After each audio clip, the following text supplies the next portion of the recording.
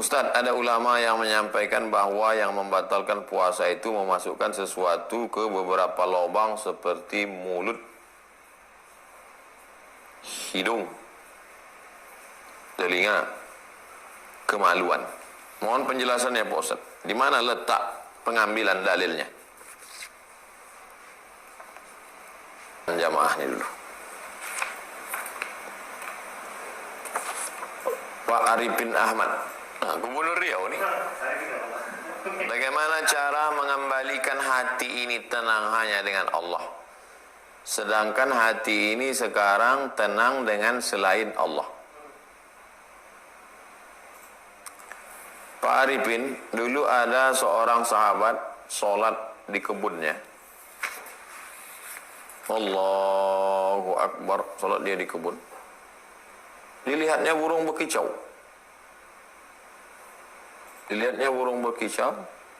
Lalu kemudian rusak khusyuk sholatnya.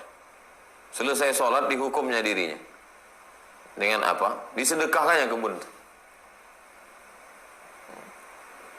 Saya bukan menyuruh bapak menyedekahkan kebun sawit, kebun karet, bukan. Artinya kalau kita mau hati kita ini tenang hanya dengan Allah, tidak dengan yang lain. Kami pahami dari ungkapan Ustadz berarti orang tidak boleh senang anaknya. Boleh, tapi didiklah anak itu menjadi penghafal Quran, menjadi anak soleh.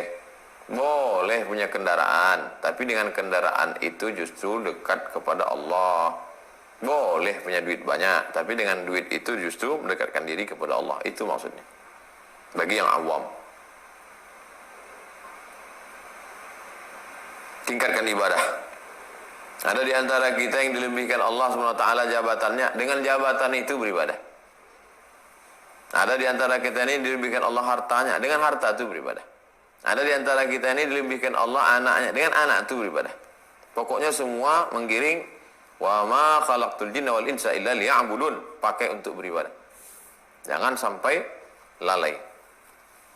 Ustadz, bagaimana kita dapat membedakan ketika ada musibah yang menimpa kita antara azab atau tanda Allah cemburu? Ma asaba min musibatin fil ardi wala fi anfusikum illa fi kitabim min qabli an nabra'aha. Segala yang terjadi di atas muka bumi atau pada dirimu, di muka bumi, gempa bumi, gunung meletus, tsunami, wabah, au fi anfusikum atau pada dirimu, sakit, demam, pening kepala, jantung koroner, diabetes, illa fi kitabin, sudah tertulis di Lauhil Mahfuz. Min qabli an nabra'aha, min qabli an nuzhiraha, sebelum kami mewujudkannya dalam bentuk nyata. Dari mana kita tahu demam kita itu menghapuskan dosa? Atau Allah Ta'ala cemburu karena kita mengalu-elukan, mengagung-agungkan sehat? Dari mana kita tahu? La yusibul mu'min min nasabin wala wasabin wala saqamin wala syaukin yashtakuha. Seorang hamba tidak akan terkena gundah gulana, galau, sakit hati, pening kepala, bahkan duri menusuk kaki, illa kafarallahu anhu biha sayyi'atu. Sesungguhnya dengan itu Allah ingin membersihkan engkau dari dosa-dosa. Sebelum-sebelumnya sudah kita kaji. Jangan pernah memandang diri kita ini suci bersih. Pandanglah diri kita ini orang yang silap salah banyak dosa. Jadi ketika kita sedang dalam keadaan sakit, berarti kita berkata, oh Allah sedang menghapuskan dosaku. Oh, husnuzon kepada Allah, su'uzon pada diri. Kepada Allah husnuzon, kepada diri su'uzon. Jangan-jangan selama ini hatiku ini terlalu memuliakan jasad. Jangan-jangan selama ini hatiku ini selalu tenang kepada jasad. Lalu Allah uji jasadku. Tapi untuk memastikannya 100% bahwa ini karena menghapus dosa atau karena ini, tak ada yang tahu kecuali Allah Subhanahu wa ta'ala. Prinsipnya kepada Allah husnuzon, kepada diri su'uzon. Ibu Purwi Astuti, Ustadz, apa yang mesti kita lakukan jika belum move on dari almarhum suami? Apakah Allah cemburu? Orang, keluarga, ayah, ibu, suami, istri, anak meninggal dunia, itu yang bisa mengatasinya itu hanya waktu dan doa. Dua itu saja. Dia perlu waktu. Makanya Allah Subhanahu wa taala menciptakan khalaqas samawati wal arda fi sittati ayyam. 6 masa. Padahal Allah tak perlu kepada masa. Innama amruhu iza arada syai'an yaqulu lahu kun fayakun. Bisa jadi. Kenapa masa? Karena ada sesuatu yang perlu masa. Begitu juga mengatasi hati kita. Cobalah tanya orang-orang yang meninggal, bapaknya, ibunya, anaknya, suaminya. Berapa tahun udah anakmu meninggal? Sudah 20 tahun Pak Ustaz. Masih terasa sakit nih. Makin tahun makin sakit. Dan sebab itu tidak ada jalan lain kecuali ridho. Bahwa ada yang lebih sayang daripada kita. Siapa? Allah. Bahwa ada yang lebih baik bagi dia. Apa itu? Kehendak Allah. Oleh sebab itu, terus dengarkan pengajian, terus baca Quran. Kenapa baca Quran? Wa nunazzilu minal Qur'ani ma huwa syifa. Quran itu adalah syifa, obat, penawar, penyembuh. Baca Quran. Dengar Quran, dengarkan orang baca Quran. Idza quri'al Qur'anu fastami'u lahu wa ansitu la'allakum turhamun. Banyak-banyak zikir.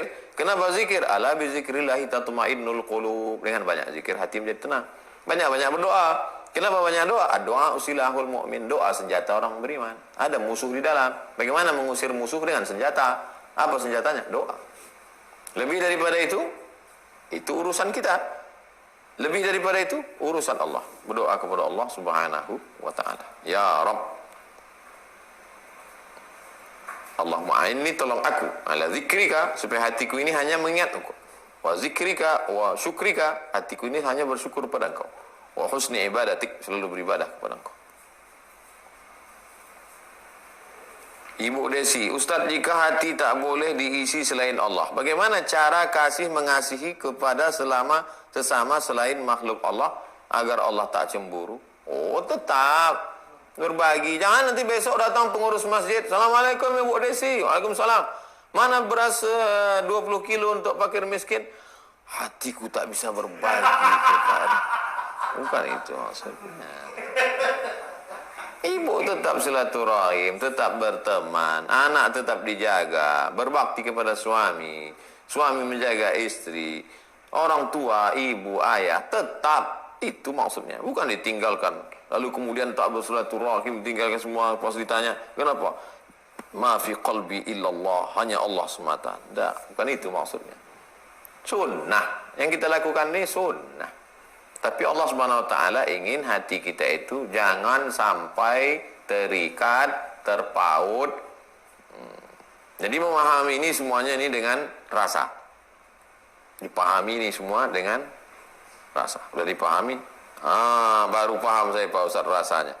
Saya tetap sayang sama anak, saya tetap sayang dengan emak, tetap sayang dengan ayah, sayang dengan keluarga, tapi Allah lebih. La yu'minu ahadukum, kamu tak beriman hatta akuna ahabba ilaihi, sampai dia lebih mencintai aku, kata Nabi, sampai dia mencintai Allah, min waladihi, daripada anaknya, wa walidihi, daripada orang tuanya, wa malihi, daripada hartanya, wa nasi ajma'in, daripada semua manusia. Ustaz, ada ulama yang menyampaikan bahwa yang membatalkan puasa itu memasukkan sesuatu ke beberapa lubang seperti mulut, hidung, telinga, kemaluan. Mohon penjelasannya Pak Ustaz. Di mana letak pengambilan dalilnya?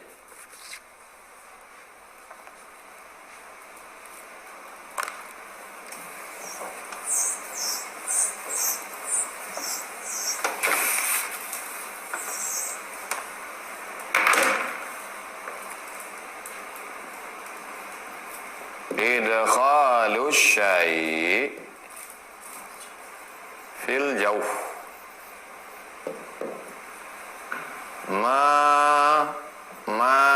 masukkan sesuatu cairan,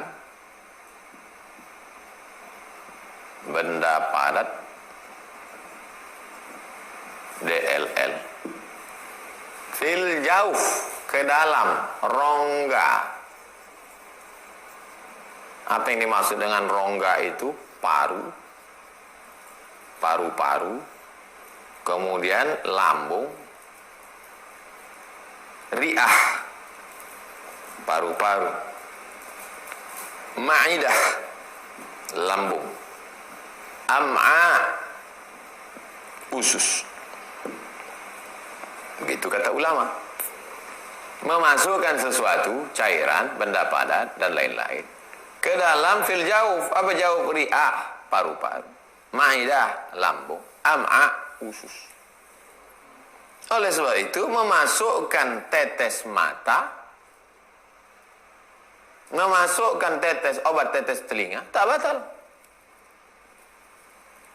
Kenapa? Memasukkan sesuatu, kan cairan, iya.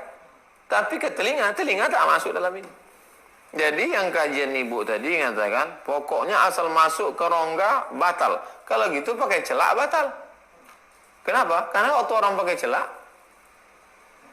masuk butiran celak itu ke dalam biji mata, batal lah.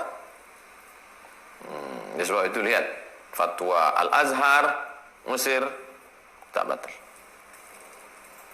Dah saya terjemahkan dalam buku 30 fatwa seputar Ramadan. Cari di internet, ada PDF-nya. Tidak batal. Tetes telinga, tetes mata, tak batal. Suntik yang obat, adapun suntik infus makanan, batal. Kenapa? Karena dia mengenyangkan, karena dia membuat segar. Itulah makna, kalimatnya sama, tapi penafsirannya berbeda. Memasukkan sesuatu ke rongga. Kita pun dulu waktu kecil memahaminya juga seperti itu. Makanya waktu mandi di sungai suruh tutup telinga, takut masuk air nanti batal. Tapi masuk ke mulut tak batal. Telinga bukan main takutnya. Itulah tentang masalah idkhalus syai' fil jauf. Mudah-mudahan ada maknanya, bisa menjadi bekal. Terima kasih. Besok kita bahas wali, stasiun ke-39. Kita tutup dengan baca doa kafaratul majlis. Subhanakallahumma wa bihamdika, asyhadu an la ilaha illa anta, astaghfiruka wa atubu ilaik. Wassallallahu ala sayyidina wa syafi'ina wa dhukhrina wa maulana Muhammad wa ala alihi wa sahbihi wa sallam, walhamdulillahi rabbil alamin. Assalamualaikum warahmatullahi wabarakatuh.